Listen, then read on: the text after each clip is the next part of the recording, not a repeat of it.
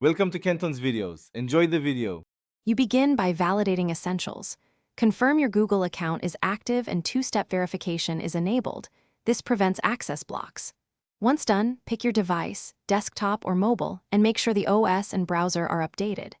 Next, open the Google app or the Gemini access point, sign in with the account that has access, and tap or click the Gemini option. As you start, note any prompts asking to accept updated terms. Agree if you intend to proceed, because these gates enable model access. You now choose the model tier or mode offered. Pick the one aligned with your needs and check usage limits so you avoid surprising caps. Next, configure permissions, enable microphone or camera only when needed, and allow data sharing if you want context-sensitive responses. Then set the conversation context or system instructions so Gemini knows the role you expect. Upload files or examples where supported.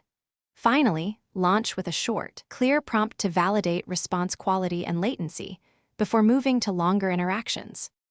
To finish, save or export the session if you need a record, and make sure to sign out on any shared device to keep your account secure.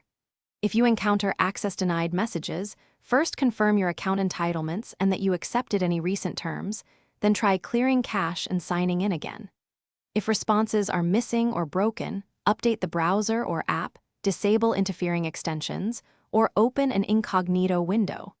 If problems persist despite these steps, contact Google support for account-specific help.